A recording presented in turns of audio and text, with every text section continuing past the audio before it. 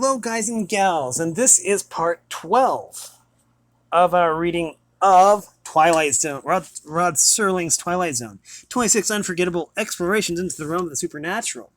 Just checking my notes here. Yeah, we were ready for part 12. Now we're going to go over the copyright information, of course, because that's the most important part. It says right here, Rod Serling's The Twilight Zone is copyright 1963 by Cayuga Productions Incorporated, and Rod Serling's Twilight Zone Revisited, copyright is 1964 by Cayuga Productions Incorporated. All rights reserved. This 1983 edition is published by Bonanza Books, distributed by Outlet Book Company Incorporated, Random House Company, and gives the address there. This book was previously published in two separate works entitled Rod Serling's Twilight Zone and Rod Serling's Twilight Zone Revisited. Printed and bound in the United States of America, and it gives the Library of Congress number there and all that information if you're interested in that. Now, in the last part, we were introduced to the Seven Towers, and we met some rather colorful characters. I'm not sure exactly where this is going, but we're going to find out. I don't remember where we left off, but let's see if I can find it. We could just start here. Seated on Boyce's left was Gordon Woodrow, who also rated as a special guest of honor. Apparently, the Australian had formed a better opinion of his host, for the two conversed quite amiably, and a fact that Corley noted and mentioned in due undertone to Helene, who was next to him at the long table. There was something else, however, that impressed them more. Seen side by side, there was a certain resemblance between Boyce and Woodrow, but like their general physique, it was largely in the Australian's favor. Of the two, Boyce was unquestionably the younger, but he looked older than Woodrow. Boyce, though handsome, was too jaded for a man in his early 30s. Perhaps his years as a confirmed bachelor and an incorrigible playboy had taken their toll. His face was becoming paunchy, his hair thin and balding, his eyes were dull and reflective, brightening only when something of special interest snapped him from his moodiness.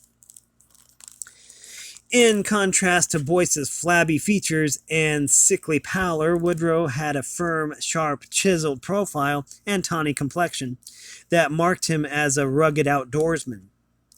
Only the strong furrows of his high forehead and the gray streaks in his dark hair placed him in his mid-40s, and he still showed all the vigor of youth. As the dinner progressed, Woodrow became all the more dynamic, while Boyce, by contrast, seemed to droop. After a final course, the guests were served coffee from antique pots and cordials from musty bottles. While they sat and sipped, the servants and entertainers all departed. The time was ripe for after-dinner speeches, and rather painfully, James Boyce rose to the occasion. "Many of you," Boyce began slowly, "may wonder how I can afford to keep up Seven Towers in such lavish style. The truth of the matter is, I can't, except for a few workers who keep the grounds in shape and a few old retainers who refuse to leave. All the rest, minstrels as well as servants, were either hired or volunteered for this occasion. Then why do I stay here? Why don't I let the castle go to rack and ruin? Because," Boyce's tone went hollow, "as the last lineal descendant of the original Sieur Dubois, I am under a curse, which might follow me wherever I go, or might even draw me back to Seven Towers." As Boyce paused, lighted torches set in wall brackets began to flicker, casting grotesque shadows across the banquet table. The torches had been lighted to provide an old-time atmosphere, as well as to supplement the inadequate electric illumination. Now, running short of oil, they had begun to waver. Only the guests, however, were perturbed. Boyce gave no notice. "Seven Towers is said to be haunted," Boyce continued, "like many other baronial mansions. Perhaps the ghosts exist only in the imagination of those who think they see them. Certainly, they have never been known to harm anyone directly, but they do carry a baleful influence. When they appear in full force, it is a prediction of disaster indeed, immediate doom for the master of seven towers, who right now happens to be myself. For this reason, I have arranged to turn Seven Towers over to the League for preservation of historic sites. In the future, if the ghosts do stalk someone to his doom, it will not be myself, but the director of the LPHS, who happens to be my old and esteemed friend on my right, Professor Cyril Morecroft. The elderly historian acknowledged the favor with a dry smile, while a buzz of interest throbbed through the guests. Boyce then turned to introduce Gordon Woodrow. All this will be of particular interest to the honored guest on my left, Boyce said. He came especially from Australia to visit England castles and steep himself in their traditions. When he learned that I gave occasional house parties here at Seven Towers, he arranged for an invitation through the Midlands Estate and Home Financiers Limited. Since they happened to hold the mortgage on Seven Towers, I was induced, so to speak, to hold another party, which I must frankly acknowledge is being given at their expense. This is therefore a farewell event. But as always, I would like everyone to report tomorrow anything unusual that they may notice tonight. As Boyce sat down, Morecroft put in a dry comment. What Mr. Boyce means is that all of you are guinea pigs. Guests new to the scene may prove more responsive to unknown influences than those already acclimated to the surroundings. Anything that you may note may prove significant to those who have delved into the traditions of this castle. Speaking strictly as a guinea pig, asserted Woodrow in a strong, challenging tone, I am Australian bred, and I still have a kick like a full-sized kangaroo.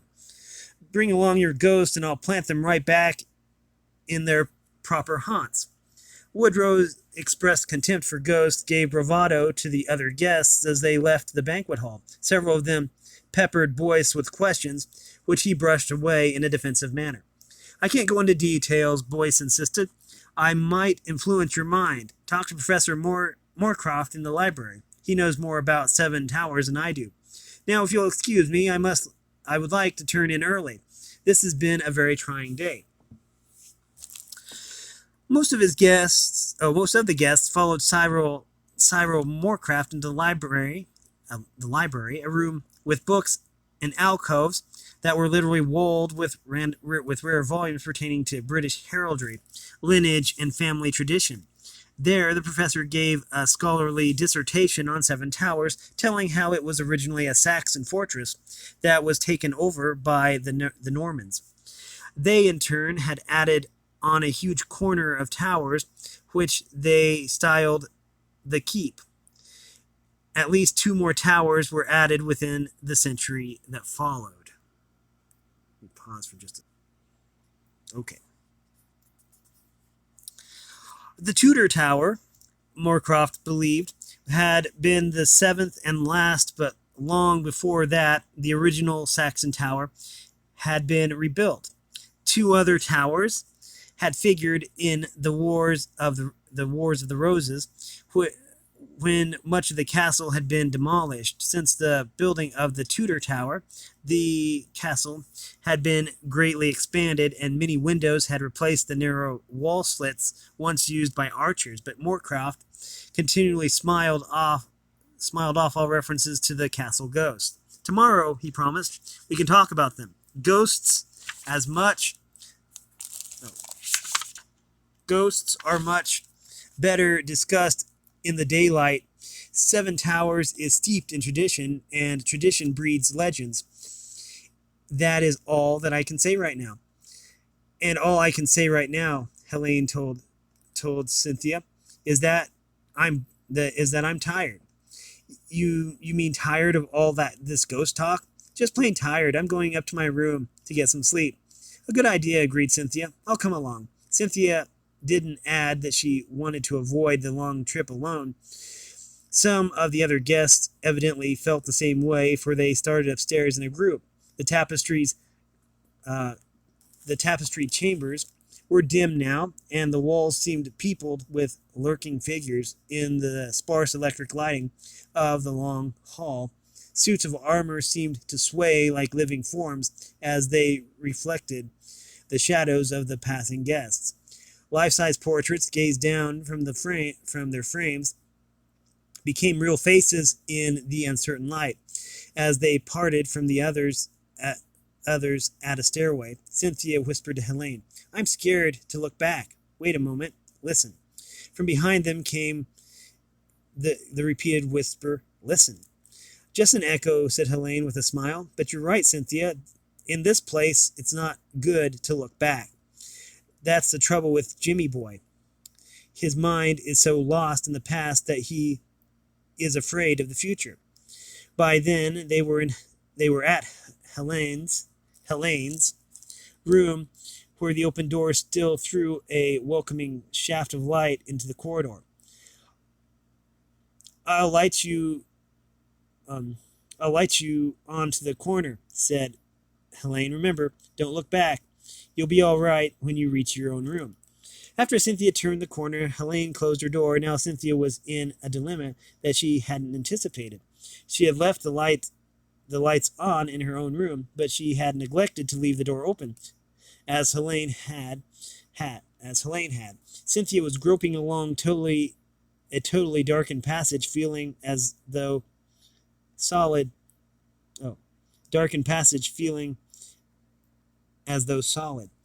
pressing blackness had closed in behind her. Frantically, she tried to find her door, but couldn't.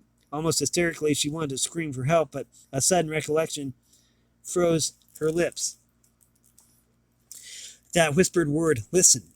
Perhaps it had been a mocking reality, not just her own echo. Should she cry out now, she might raise answering shrieks from some eldritch denizen of these unhallowed halls. Chilled to a standstill, Cynthia could almost feel the clutch of invisible hands. She was ready to dash headlong down the passage into deep blackness, if only to escape the smothering pull that seemed to choke her. Then, as Cynthia swayed under the overwhelming spell of her self-induced terror, she saw something that made her give one faint gasp of hope. As from afar, a spot of light appeared at the deep end of the passage. Gradually, it spread into a luminous orb that assumed an oval shape. The upper edges glowed hazier as it enlarged. By then, Cynthia realized that it was coming closer and taking on a human form, for the glow revealed the head and shoulders of an elderly man. His flowing hair and large white beard produced the surrounding haze. The venerable figure was slow and stately in its approach, and Cynthia saw that the bearded man was wearing an ancient tunic with an embroidered coat of arms. It resembled the uniforms worn by the servants in the banquet hall, but it was more elegant. That, coupled with the bearded man's dignified poise, made Cynthia decide that he must be the castle caretaker. In the radiance that now suffused the passage, she saw the door of her room right beside her. As she found the knob and pressed it, she turned to speak to the bearded man, who at the moment was passing by. Thank you for bringing the light, began Cynthia. I never could have found my room without it. Cynthia cut herself short. Viewing the man's face at close range in the upward spreading light, she saw that far from being kindly, the features were cold and cruel. His eyes stared straight ahead, forming deep hollows below his shaggy hair, while his profile, etched sharply through the glowing beard, was as firmly fixed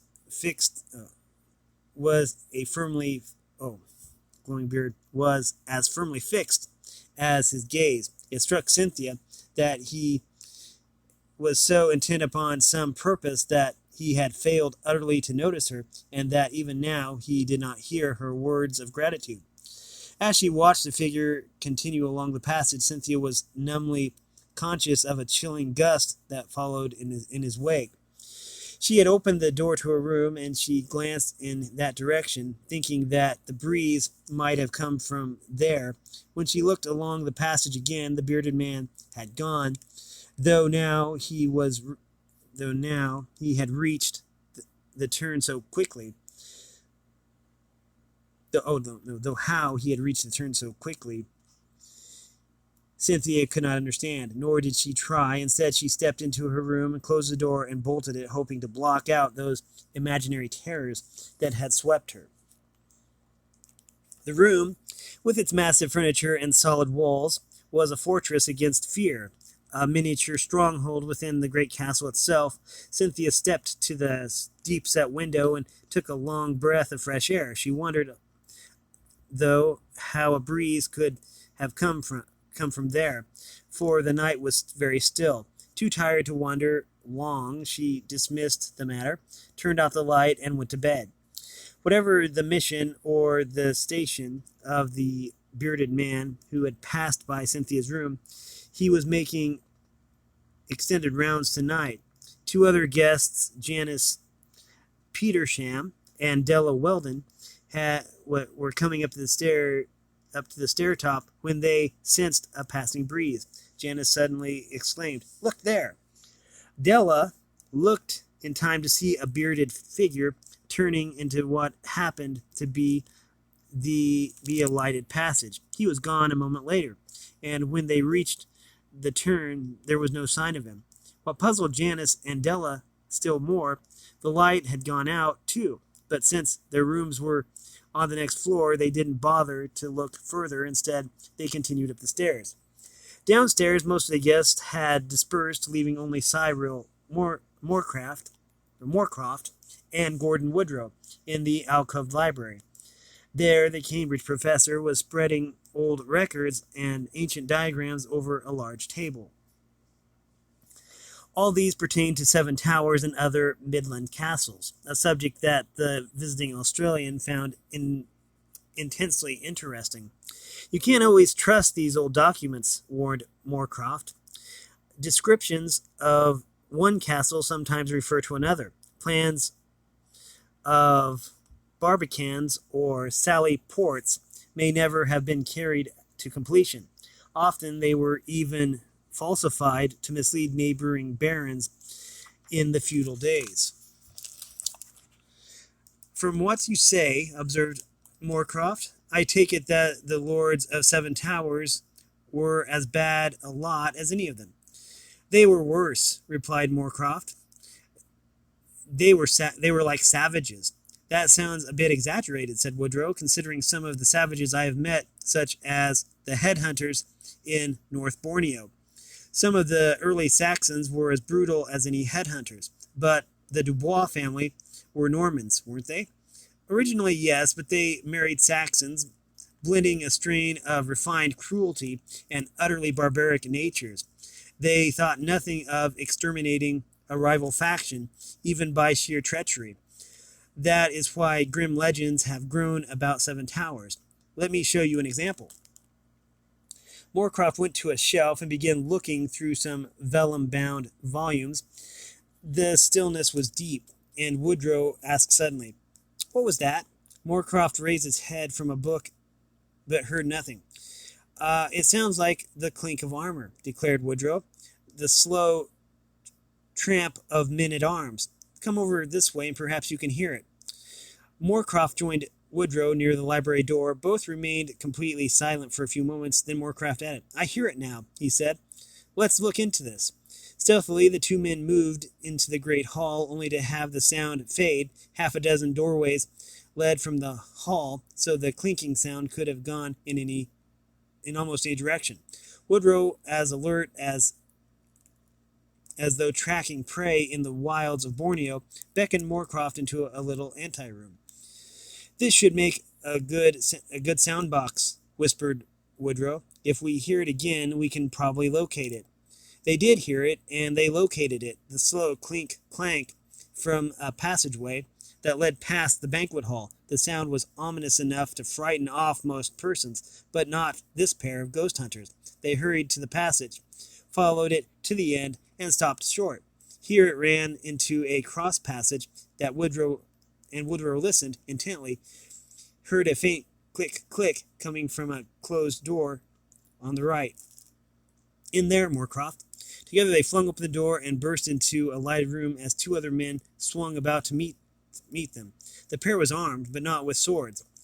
Their improvised weapons were billiard cues. This happened to be the billiard room, and the invaders had interrupted Paul Corley in the middle of a game with a friend named Jeff Aubrey. What is this, Corley? Demanded Morecroft. Another of your jokes? It strikes me that you are the joker, retorted Corley, smashing in on us in such an unseemly fashion. Woodrow softened the situation by telling how he and Morecroft had been trailing the clanking sound, only to be misled by the clicks of the billiard balls. Morecroft still thought that Corley had been spoofing them, even though Jeff Aubrey vouched for the fact that he and Corley had been playing billiards and nothing more. Then Corley himself came up with an idea. Few chaps have really picked up a ghostly trail, he declared. Why waste time here? Let's all of us go on with the hunt. A few minutes later, they were fanning out from the great hall, listening for the elusive clanks. Woodrow heard the sound again and called to the others. They converged, of all places, in the armory hall. There, Corley walked along the flanking rows, lifting the visor of each helmet to make sure there was no one inside. The suits of armor were completely empty, but Corley established one fact: the clang of each helmet as he closed it was exactly like the sound of the phantom marchers that had proven when the ghostly footbeats came again from a more distant passage. This time they all heard it, and the four men took up the chase, hoping to block off the unseen procession. Somewhere they miscalculated, for when they met again outside the guardroom, they heard the clang from the direction of the banquet hall. They doubled back, and Aubrey reached the tapestried chamber just in time to hear the footfalls dwindling down the passage beyond. He called to the others, and Corley hurried around by another route, coming beneath the stairway just as the tramp of clanging marchers ascended the steps above his head. Corley shouted the news to Woodrow, who relayed the word to Morecroft. The professor took a shortcut to a spiral staircase leading up through the servants' wing and came back to meet the approaching footfalls, but before he reached them, he heard them change direction into the darkness. From their passage, the spectral troops ascended another stairway, and their muffled clangor faded somewhere on the floor above. When the four men arrived, breathless, back in the library, the full nature of the chase dawned on Corley and his friend Aubrey. They began to wonder what they would have done if they had run head-on into the phantom marchers. Morecroft put his mind at ease on that score. He exclaimed that no one had ever seen the marching ghosts, though many people over the years had heard the rhythmic tramp. To prove that, Morecroft produced a floor plan of the castle, studded with colored dots, and gave the exact places and dates of such reports.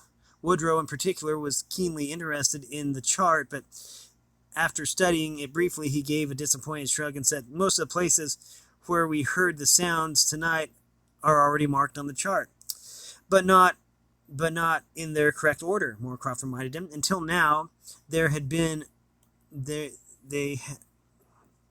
reported singly, hit or miss. By checking back on our own movements tonight, we can trace the entire course of the mysterious march.